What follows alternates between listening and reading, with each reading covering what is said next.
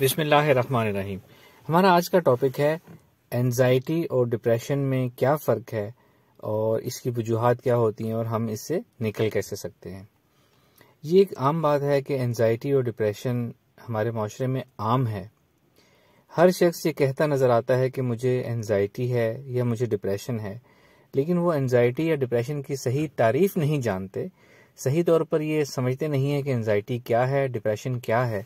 और वो लोग जो खुद से अपनी बीमारी को डिफ़ाइन कर रहे होते हैं कि हमें एंजाइटी है या हमें डिप्रेशन है, बाज़ औक़ात वो इल्म ना होने की वजह से डिफ़ाइन भी उसको गलत कर रहे होते हैं। उनको एंजाइटी या डिप्रेशन नहीं होता जिसको वो एंजाइटी या डिप्रेशन कह रहे होते हैं।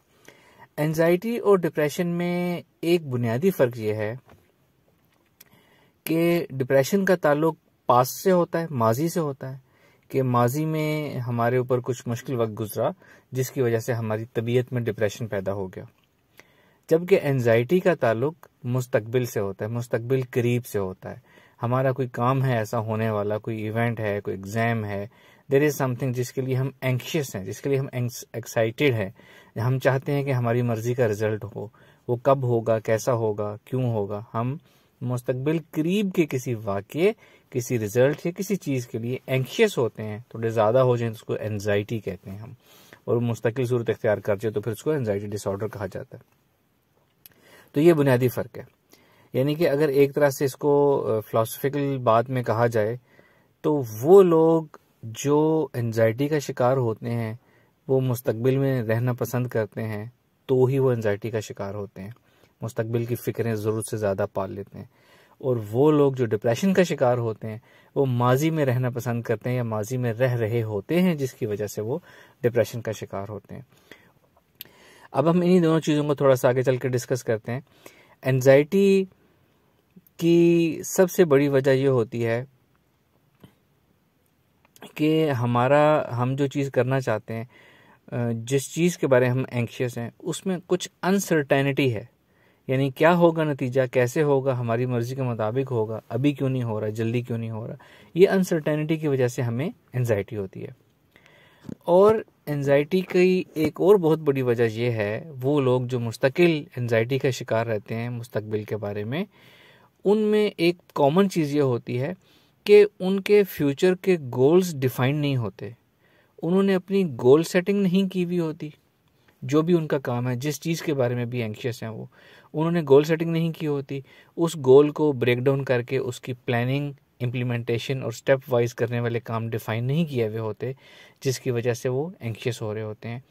या अगर ये काम किया हो तो उन्होंने अपनी जिस मंजिल की तरफ वो जाना चाहते हैं, उसकी तरफ जो अपने वो स्टेप्स ले रहे हैं, एक्शंस ले रहे हैं, उसकी परफॉर्मेंस मेजरमेंट का कोई उन्होंने सिस्टम नहीं बनाया होता। जब वो अपनी परफॉर्मेंस को मेजर नहीं कर रहे होते कि हम अपनी मंजिल की तरफ जो जा रहे हैं ठीक जा रहे हैं या नहीं, तो ये भी एक वजह होती है एंजाइटी की। अगर परफॉर्मेंस मेजरमेंट का उन्होंने सिस्टम बनाया हो तो उनको पता चले वो तो बिल्कुल ठीक जा रहे हैं अपनी मंजिल की तरफ, तो उनकी एंजाइटी खुद बहुत ख़त्म हो जाएगी। यानी कि मैं ये कहना चाह रहा हूँ कि वो लोग जिन्होंने अपनी ज़िंदगी का कोई गोल नहीं बनाया होता, कोई मकसद नहीं बनाया होता, उनका अंदर, उनका नफ्स, उनका मन एक तरह से नफ्सियाती गुमराही का शिकार होता है कि हम कौन हैं, हमने कहाँ जाना है, हम करना क्या चाहते हैं ज़िंदगी में, हमने हासिल क्या करना है, हमारे करने वाले काम कौन से हैं। तो ये जो नफ्सियाती गुमराही या लॉस्टनेस होती है ना, इसका एक ये बहुत बड़ी वजह होती है एंजाइटी की। यानी कि आपका अंदर कुछ डिमांड कर रहा होता है, कुछ चाह रहा होता है, कुछ करना चाह रहा होता है, हमने उसको डायरेक्शन नहीं दी होती, हमने प्रायोरिटी सेट नहीं की होती, हमने अपना गोल और गोल का पाथ सेट नहीं किया होता कि हमारी मंजिल क्या है, कौन सा रास्ता हमारी मंजिल की तरफ जाएगा, कि हम अपने रास्ते पर ठीक चल रहे हैं जो हमारी मंजिल की तरफ लेके जा रहा है। ये सब वजूहात होती है एंजाइटी की वजह से। ये एक बड़ी वजह है। बाज़ माहिरीन नफ्सियात का मानना है कि एंजाइटी कहते ही उसको हैं जिसकी वजह ना पता हो कि हम क्यों एंक्शियस हैं, हमें एंजाइटी किस चीज़ की है। तो उसका आंसर ये है कि जिन्होंने ज़िंदगी का गोल सेट नहीं किया होता वो इस वजह से एंजाइटी का शिकार होते हैं।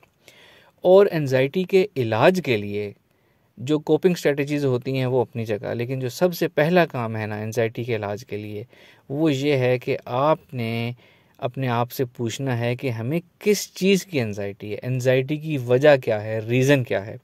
एंजाइटी हमेशा किसी ना किसी चीज़ की होती है, कि मिसाल के तौर पर मेरा नेक्स्ट ईयर एग्ज़ाम है, मैंने उसकी तैयारी ठीक नहीं की, मैं कोई बिज़नेस कर रहा हूँ, मुझे उसके वो रिज़ल्ट्स नहीं मिल रहे जो मुझे मिलने चाहिए, इस चीज़ की एंजाइटी है। हमने कोई बड़ा प्रोजेक्ट किया, उसका रिज़ल्ट कैसा होगा, कोई ना कोई चीज़ होती है जिसकी एंजाइटी होती है। और अगर आपके जहन में कोई चीज़ नहीं है एंजाइटी वाली, तो फिर ये देख लें कि ज़िंदगी का गोल तो मिसिंग नहीं है क्या आपका। अगर वो भी सब कुछ है और फिर भी आप एंक्शियस हैं, तो फिर आप देखें कि आपकी परफॉर्मेंस मेजरमेंट का सिस्टम तो ऐसा नहीं है कि आपने नहीं बनाया हुआ, तो कोई ना कोई वजह होती है एंजाइटी की। अगर आपकी सब चीज़ें ठीक हैं, मुस्तकबिल की सब चीज़ें ठीक जा रही हैं, ये जो मैंने रीज़न्स बताई हैं ये सब कवर्ड हैं, और फिर भी आपको एंजाइटी है, तो फिर आपने सिर्फ़ और सिर्फ अपनी सेल्फ़ काउंसलिंग करनी है कि जी हम बिल्कुल ठीक जा रहे हैं, ये मैं हूँ, ये मेरी मंजिल है, ये मेरे रास्ता है, ये मेरे माइलस्टोन्स हैं अचीव करने वाले, ये मेरा तरीक़ाकार है, ये मेरी प्लानिंग है, मैंने ऐसे ऐसे करके आगे जाना है, मेरा सब कुछ ठीक जा रहा है, देयर इज़ नो रीज़न कि मैं एंक्शियस हूँ। इस तरह से अपनी सेल्फ़ काउंसलिंग करें, अपने साथ डेलिब्रेशन करें, अपने साथ गुफ्तगू करें, अपने आप को समझाएं कि मुझे किसी बेवजह एंजाइटी है, मैंने इसको सिर्फ अपनी काउंसलिंग से ख़त्म करना है। अपने आप को वो कुछ देर समझाएंगे तो उनकी वो एंजाइटी खुद ब खुद ख़त्म हो जाएगी इंशाअल्लाह। अब हम आते हैं डिप्रेशन की तरफ। डिप्रेशन का ताल्लुक माजी से होता है, जैसा हमने बात कर ली। और माजी में क्या होता है कि हमने हमारी ज़िंदगी में कुछ मुश्किल वक्त आया होता है, कुछ हमें कोई चीज़ हमारी मर्ज़ी के मुताबिक नहीं मिली होती, हमें महरूमियाँ होती हैं एक के बाद दीगरे 1 2 3। तो उस वजह से क्या होता है कि हम डिप्रेशन का शिकार हो जाते हैं। डिप्रेशन के मरीज़ों से जब ये पूछा जाता है, जब उनका इंटरव्यू किया जाता है, जब उनको कहा जाता है कि आपकी ज़िंदगी में क्या क्या मसाइल हैं, क्या क्या महरूमियाँ हैं, राइट डाउन करें पेपर के ऊपर, तो वो डिप्रेशन के मरीज़ 2-3 से ज़्यादा चीज़ें नहीं लिख पाते और ख़ुद हैरान होते हैं कि हम और चीज़ें क्यों नहीं लिख पा रहे। क्या हम अपने और गम भूल गए हैं या हमारी ज़िंदगी में और गम हैं ही नहीं।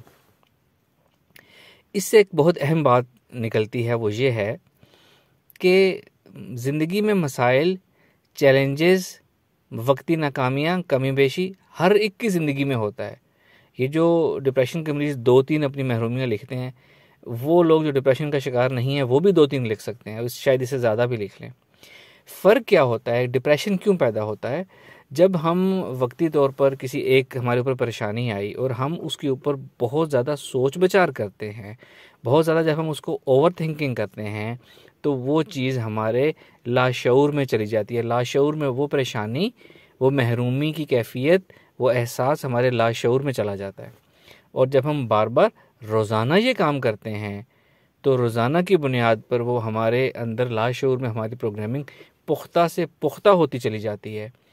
और कुछ अरसे बाद ऐसा भी होता है अक्सर लोगों के साथ कि वो परेशान होते हैं और उनसे कहा जाए कि ज़रा एवेल्यूएट करें आप क्यों परेशान हैं, तो उनको ये नहीं पता होता कि वो क्यों परेशान है। वो भूल चुके होते हैं कि उनकी परेशानी क्या है। वो होता ऐसा है कि कुछ दिन पहले उनको एक परेशानी आई थी वक्ती, जो कि सॉल्व हो चुकी, लेकिन उन्होंने अपने जहन में इतना ज़्यादा उस परेशानी को सोचा था कि वो प्रोग्रामिंग अंदर रह गई। परेशानी असल में ख़त्म हो चुकी, लेकिन उसकी प्रोग्रामिंग आपके जहन में रह चुकी हुई है, जिसकी वजह से आप उदास हैं, परेशान हैं और आहिस्ता आहिस्ता डिप्रेशन की तरफ जा रहे हैं।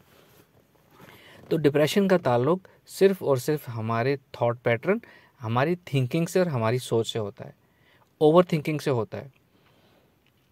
हमारी रोज़ाना की ज़िंदगी में 2-3 वक्त ऐसे होते हैं जब हम एक पुरसुकून ज़हनी और जिस्मानी कैफ़ियत में होते हैं, जिसको अल्फ़ा स्टेट ऑफ माइंड या सबकॉन्शियस स्टेट ऑफ माइंड कहते हैं।